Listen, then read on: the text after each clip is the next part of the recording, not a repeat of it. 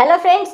तो आज हम करने वाले हैं बहुत ही ज़्यादा इम्पॉर्टेंट चीज़ एमसीक्यूज, क्योंकि इस साल बोर्ड एग्जाम में आपसे एमसीक्यूज पूछे जाएंगे।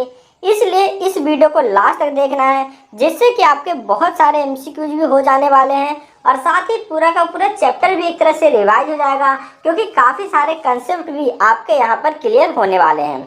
आज हम इस वीडियो में करने वाले हैं इलेक्ट्रिक चार्जेस एंड फील्ड, जो कि चैप्टर नंबर 1 है। इसके जितने भी इंपॉर्टेंट एमसीक्यूज है वो हम इसे आज इस वीडियो में देखने वाले हैं।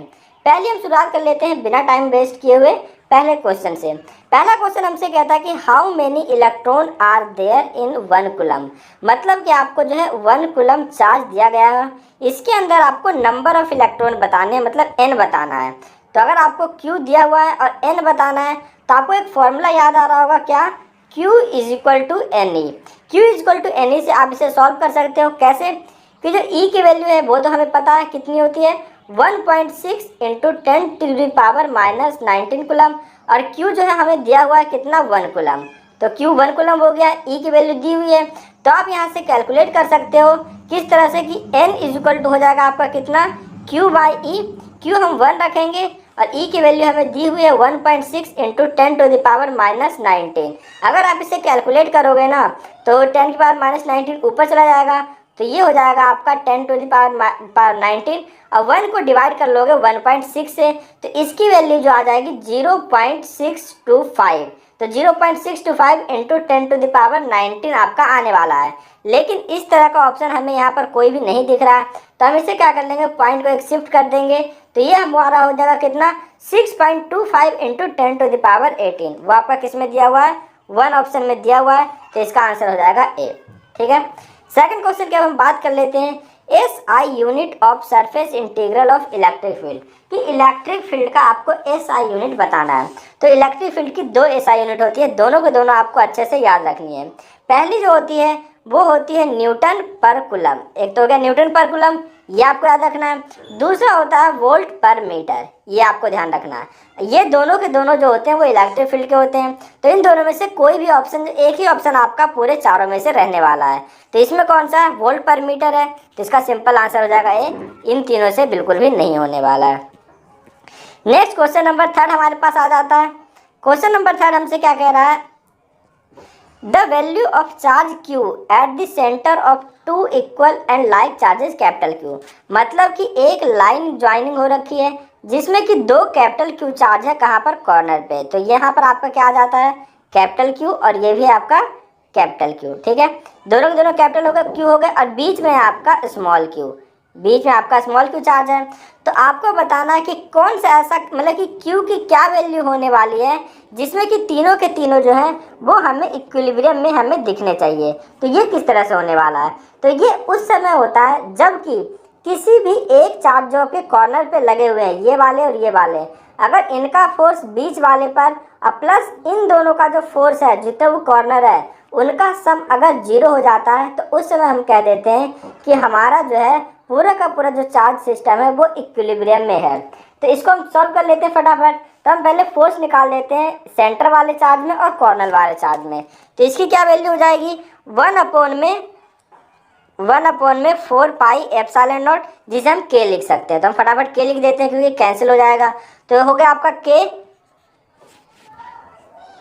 यहाँ पर हम कह देंगे ये आपका हो जाएगा k, और जो इन दोनों का जो फोर्स है वो कितना हो जाएगा, capital Q small q upon में डिस्टेंस। डिस्टेंस हम मान लेते हैं कि टोटल जो डिस्टेंस है ना वो हम 2x ले लेते हैं। अगर टोटल डिस्टेंस 2x होगा तो ये आधा जो है ये x हो जाएगा और ये भी आपका x हो जाने वाला है। तो हम कह देंगे k capital Q small q upon में x स्क्वायर, और हम इसे सीधा का सीधा प्लस करेंगे। अब इन दोनों का निकालेंगे तो k दोनों q, मतलब कि कैपिटल Q अपॉन में डिस्टेंस, इसका डिस्टेंस 2x है, तो 2x का पूरा हम क्या कर देंगे, स्क्वायर कर देने वाले हैं, जिसका सम कितना हो जाएगा 0। अगर हम क्या करेंगे, अब इन दोनों को शिफ्ट करके आप अच्छे से जब कैंसिल करोगे तो ये इससे कैंसिल हो जाने वाला है, पॉजिटिव जो है इधर जा करके क्या हो जाएगा, नेगेटिव में आ जाएगा।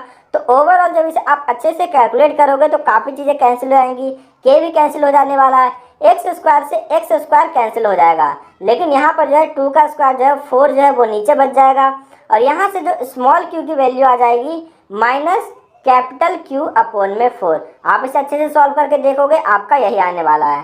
थर्ड का आंसर हो जाएगा C माइनस Q/4, मतलब स्मॉल q की वैल्यू अगर माइनस कैपिटल Q/4 रहेगा तो पूरा का पूरा सिस्टम जो है आपका इक्विलिब्रियम में रहने वाला है। अब हम कर लेते हैं अपना फोर्थ है हमारे पास कि when an electric dipole is placed in an uniform electric field, कि एक यूनिफॉर्म इलेक्ट्रिक फील्ड है, जैसे मान लीजिए ये आपकी यूनिफॉर्म इलेक्ट्रिक फील्ड हो गई, जिसकी डायरेक्शन किसकी तरफ है, इस तरफ हो गया यूनिफॉर्म इलेक्ट्रिक फील्ड।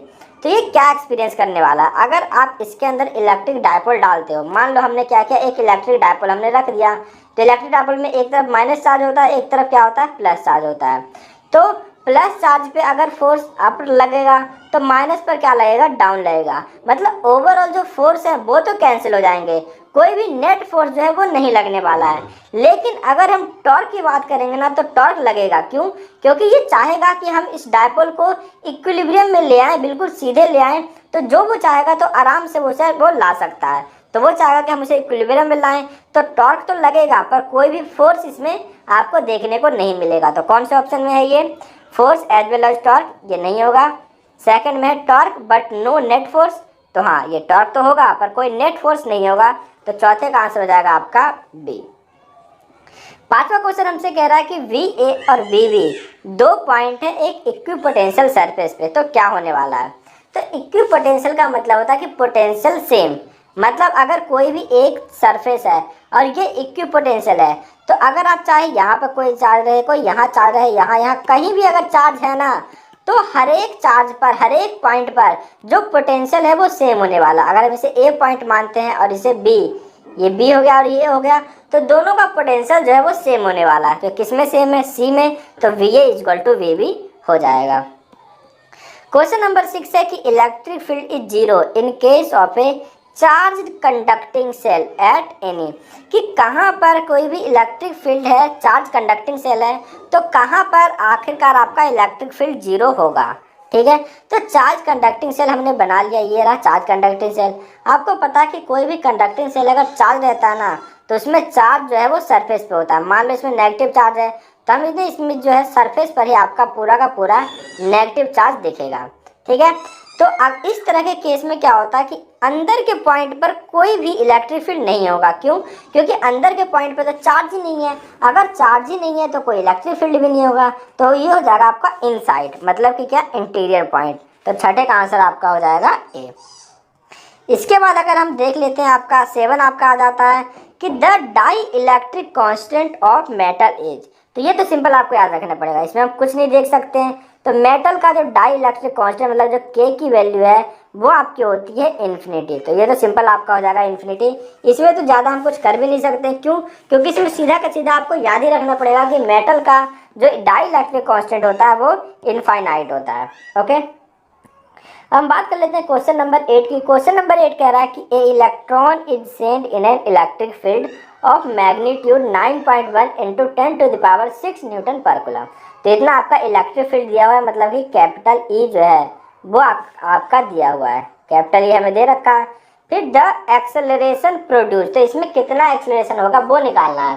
तो एक्सेलरेशन का फॉर्मूला आपको पता होना चाहिए, हम बिल्कुल पीछे से शुरुआत करोगे कि एक्सेलरेशन का क्या होता है। सिंपल हमें पता है कि acceleration is equal to force upon में मास। ठीक है, ये तो हमें पता है, बिल्कुल नॉर्मल बात है, आप क्लास 9 से पढ़ते आ रहे हो कि force is equal to mass into में एक्सेलरेशन, यानी acceleration is equal to force upon mass. तो ये तो भाई पता है। तो इलेक्ट्रॉन का मास तो आपको पता है, तो ठीक है भाई, हमें मास पता है, लेकिन अब हम फोर्स कैसे निकालें, इसकी दिक्कत है। तो फोर्स का फॉर्मूला आपने पढ़ा होगा कि F इज इक्वल टू क्या होता है, फोर्स इज इक्वल, अगर आपने पूरा चैप्टर अच्छे से पढ़ा होगा ना, तो फोर्स का जो फॉर्मूला होता है किसी भी चार्ज के लिए वो होता है QE, मतलब Q जो चार्ज हो गया और E क्या है, आपकी इलेक्ट्रिक फील्ड का मैग्नीट्यूड या फिर इलेक्ट्रिक फील्ड इंटेंसिटी, वो आपको गिवन है। तो E की वैल्यू गिवन है, Q मतलब चार्ज, तो चार्ज की वैल्यू आपको पता है 1.6 इंटू 10⁻⁻19 कूलम। तो हम दोनों को पुट कर देंगे, यहाँ से जो है आपका F निकल के आ जाएगा कि जब आप Q की वैल्यू पुट करोगे कितनी है आपकी 1.6 इंटू 10⁻⁻19, तो हमने Q की वैल्यू पुट कर दी 1.6 इंटू में 10⁻⁻19, और E की वैल्यू हमें दी हुई है 9.1 इंटू 10⁻6, तो ये भी हम पुट कर देंगे 9.1 इंटू 10 आपका आ जाएगा 6, और आपका हो गया यहाँ से F आ गया। अब जो एक्सलेशन का फॉर्मूला है इसमें हम पुट कर देंगे, तो जो एक्सलेशन का वैल्यू है जिसमें फोर्स हमारा यहाँ पर आ गया ये कितना 1.6 इंटू 10⁻⁻19 और इंटू में 9.1 इंटू 10⁻6। ये कितना था, ये क्या था, फोर्स था, और अपॉन में मास। तो इलेक्ट्रॉन का मास ये आपको याद होना चाहिए, उसकी वैल्यू होती है 9.1 इंटू 10⁻31। ये हो गया। जब आप इसे कैलकुलेट करोगे तो 9.1 से ये आपका 9.1 दिया हुआ है, सॉरी 9.1, तो 9.1 से 9.1 कट जाएगा। अब आप इसे जब कैलकुलेट करोगे तो 1.6 ये और जो 10 की पावर है इसे आप अच्छे से बैलेंस कर लोगे तो आपका आ जाएगा 8वें का आंसर 1.6 इंटू 10⁻18 मीटर पर सेकंड स्क्वायर, मतलब कि बी आपका ऑप्शन करेक्ट हो जाने वाला है। ओके, मुझे पता आपको अच्छे से समझ में आ गया होगा। फिर क्वेश्चन नंबर 9 है कि the minimum amount of charge observed so far is, कि कितना कम से कम चार्ज होगा, कि कितना जो है कम से कम चार्ज हमारे पास होने वाला है। तो एक इलेक्ट्रॉन का चार्ज जो है वो सबसे ज़्यादा छोटा होता है और उसके ऊपर जो चार्ज होता है 1.6 इंटू 10⁻⁻19 कूलम। तो ये आपका आंसर हो जाएगा जिसे आपको लर्न ही करना पड़ेगा। 10 है हमारे पास, if an electric dipole is kept in uniform electric field. ये यूनिफॉर्म इलेक्ट्रिक फील्ड है, जैसे मैंने ऊपर देखा था, ये आपकी यूनिफॉर्म इलेक्ट्रिक फील्ड हो गई। इसके अंदर जो आपका डायपोल रखा हुआ है, इसमें रिजल्टेंट इलेक्ट्रिक फोर्स, तो इलेक्ट्रिक फोर्स कितना एक्सपीरियंस करने वाला है, तो वो तो मैंने पहले देख लिया था कि फोर्स कितना एक्सपीरियंस करेगा, 0, तो ऑलवेज 0। तो इसका आंसर हो जाएगा 10 का है कि ऑलवेज ये आपका 0 ही एक्सपीरियंस करने वाला है। इसके बाद है SI unit of electric dipole. तो इलेक्ट्रिक डायपोल का फॉर्मूला क्या होता है, P is equal to Q into में 2A। मतलब अगर दो चार्ज है, यहाँ पर आपका जो है प्लस Q है और यहाँ पर आपका माइनस Q है, तो ये जो P है मतलब जो इलेक्ट्रिक डायपोल का फॉर्मूला आ जाता है और डिस्टेंस जो है आपका 2A है, तो P is equal to Q into 2A। Charge का जो SI यूनिट होता है कूलम और डिस्टेंस का जो होता है वो आपका होता है मीटर, तो कूलम मीटर आपका हो जाने वाला है, जो कि आपका यहाँ पर ऑप्शन नंबर सी के अंदर है। ठीक है, तो इलेक्ट्रिक डायपोल का SI यूनिट हो जाएगा आपका C, मतलब कि कूलम मीटर। तो ये पूरा का पूरा जो इंपॉर्टेंट जितने भी MCQ थे वो कंप्लीट हो गए हैं। वीडियो को एक बार लाइक कर दीजिए अगर आपको अच्छे से समझ में आया तो, और अपने दोस्तों के साथ भी जरूर शेयर करें ताकि आप भी जितने भी क्लास में बच्चे हैं उनके भी मार्क्स जो है वो इंक्रीज हो सके। साथ ही सब्सक्राइब भी कर लीजिए ताकि आपको अच्छे अच्छे मटेरियल तो यहाँ पर मिलते रहते हैं।